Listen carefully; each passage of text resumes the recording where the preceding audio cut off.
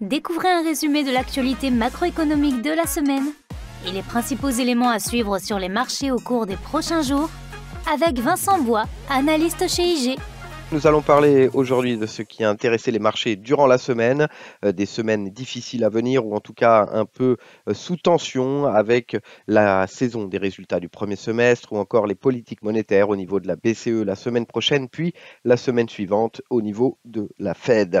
Nous avons eu donc cette semaine des marchés plutôt hésitants, toujours en train de se maintenir sur des niveaux techniques importants pour éviter de rentrer en bear market, ce marché baissier sur certains indices américains. Certaines données cette semaine importantes, comme je le disais, avant des résultats ou des rendez-vous qui seront analysés par les marchés avec attention la semaine prochaine ou la semaine suivante. Commençons par la saison des résultats. On en parlait justement, les résultats des grandes banques américaines qui ont démarré donc cette semaine, puis nous suivrons d'autres résultats. Le nombre de sociétés qui vont publier leurs résultats va accélérer petit à petit la semaine prochaine, puis la suivante, notamment les sociétés technologiques américaines ou encore les sociétés dans la grande consommation, grande distribution, qui sera intéressant à analyser pour voir si les ventes continuent à augmenter, si la pression inflationniste également se poursuit. Cette semaine, donc, les grandes banques américaines qui, comme anticipé, ont donc eu des résultats inférieurs à ce qui était attendu, notamment du fait de l'activité de trading qui est moins importante avec la baisse des marchés. L'activité de taux qui ne rebondit pas encore suffisamment, et puis surtout les mises en réserve. Donc, on en parlait, ces mises en réserve pour risque de défaut de clients qui avaient fortement augmenté naturellement durant ou au début de la crise du Covid, et puis qui avaient permis par la suite, en relâchant ces réserves, de gonfler les résultats des banques l'année dernière. Eh bien, nous avons actuellement un retour haussier de ces mises en réserve, plusieurs centaines de millions de dollars dans les grandes banques américaines qui ont donc réduit les résultats, mais qui amène également à un fort risque justement sur l'augmentation de ce risque de défaut, du fait d'une part du ralentissement de la croissance économique, mais également de la hausse de taux. Étant donné le niveau d'endettement des États, mais surtout des entreprises, cela pourrait amener à des risques de défaut et des défauts réels encore plus élevés. Donc voilà un peu ce qui est ressorti de ces résultats, de ces grandes banques américaines. Début de la saison des résultats, nous allons suivre avec attention, je le disais, les sociétés de consommation, les sociétés technologiques sur leurs résultats d'une part, mais également sur les perspectives, parce que nous avons des risques de récession, nous allons en parler dans un instant, mais nous avons justement ces résultats qui pourraient nous permettre d'anticiper si la récession pourrait arriver d'une part, mais si elle arrive rapidement ou s'il y a encore un peu de temps avant de tomber en récession. C'est d'ailleurs ce qu'essaye d'anticiper la Fed et la Banque centrale européenne. Nous surveillerons donc si le ralentissement de la consommation aux États-Unis pourrait avoir un impact sur cette croissance économique et cette récession. Je rappelle qu'aux États-Unis, le PIB américain est réalisé à 70% par la consommation américaine, qui se fait beaucoup par l'endettement et notamment sur les cartes de crédit. Donc, ce risque de récession qui se poursuit, qui est plus ou moins bien pour les marchés. Que regardent les marchés actuellement, et jusqu'ici et depuis plus de 10 ans, depuis la crise des subprimes, c'est bien sûr les banques centrales. À chaque fois que les marchés tombaient trop, eh bien la réserve fédérale américaine ou la BCE baissait les taux, mettait en place des QE, des quantitative easing, rachats d'obligations, ce qui permettait de soutenir les marchés. Actuellement, nous sommes dans un monde avec une inflation extrêmement élevée. Nous avons eu d'ailleurs les chiffres d'inflation à 9,1% aux États-Unis, au-delà du précédent et au-delà du consensus. Donc une inflation qui se poursuit, mais un resserrement de la politique monétaire également qui se poursuit naturellement pour réduire cette inflation. Une hausse des taux de la Fed ou de la BCE, pour le moment au niveau de la BCE, pas de hausse de taux, mais attention la semaine prochaine, eh bien une poursuite de la hausse des taux, ce qui permet justement de réduire la demande, réduire l'investissement et donc naturellement de ralentir la croissance économique, donc de réduire l'inflation. En revanche, une hausse trop importante des taux d'intérêt amènerait à un ralentissement trop important de la demande et donc à tomber en récession. C'est ce que nous attendons actuellement. Le PIB américain qui, lui, au premier trimestre était en négatif de 1,6%, pourrait être également négatif ou proche de zéro au deuxième trimestre. La récession, c'est donc 2 trimestres d'affilée avec une croissance du PIB qui est négative. Et donc, si le deuxième trimestre était également négatif, nous serions en récession aux États-Unis. Et donc, la Fed, pour commencer, est en train justement de jauger entre réduire l'inflation et donc augmenter les taux, mais ne pas augmenter les taux trop longtemps pour ne pas avoir une récession qui dure trop longtemps.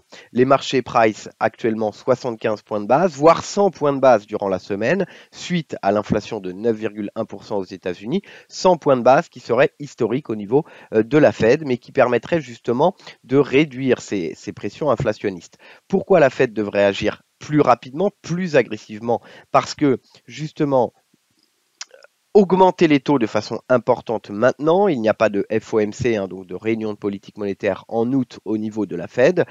Il y en a seulement une en septembre. Mais augmenter les taux rapidement permettrait d'avoir une marge de manœuvre pour, bien entendu, réduire les taux à nouveau lorsque la récession serait là. Et donc, que regardent les marchés?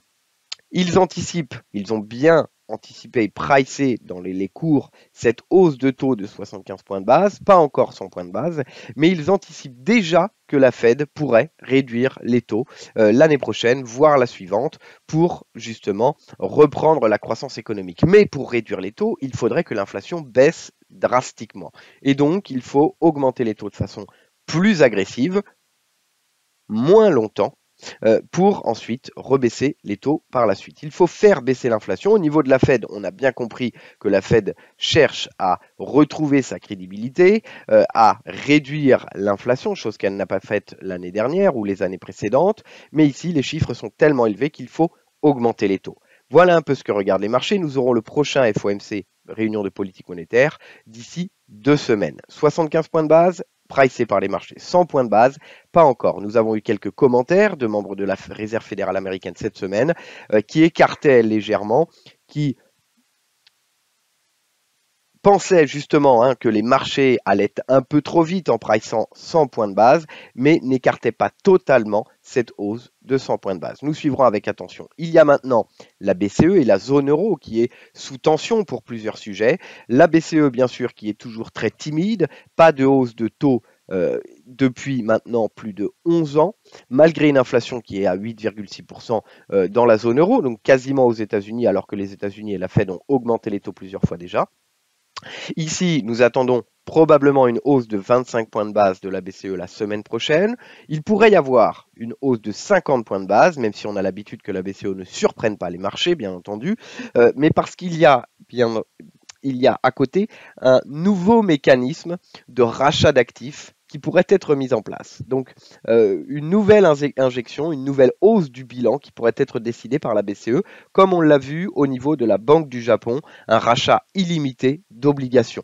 Donc, si la BCE mettait en place ce nouveau mécanisme, bien entendu, nouveau gonflement du bilan, pourrait également à côté augmenter de 50 points de base. Pourquoi la BCE reste timide? Pourquoi la BCE pourrait mettre un nouveau mécanisme de rachat d'obligations? Parce qu'il y a des craintes sur les dettes, notamment des pays du Sud, et notamment l'Italie. L'Italie qui fait face également à une crise politique.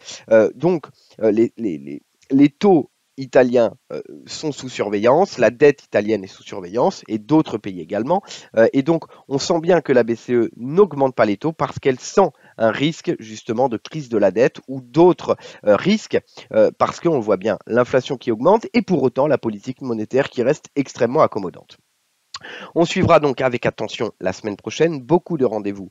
D'abord concernant la BCE, justement, réunion de politique monétaire la semaine prochaine, mercredi, avec les taux qui pourraient augmenter pour la première fois depuis 11 ans. Mais il y a le même jour, le 21 juillet, une autre échéance concernant le gaz russe. Le 11 juillet, donc lundi dernier, la période de maintenance a donc démarré sur le pipeline Nord Stream 1 qui envoie le gaz par la mer du Nord entre la Russie et l'Allemagne et donc fournit beaucoup de gaz à l'Europe.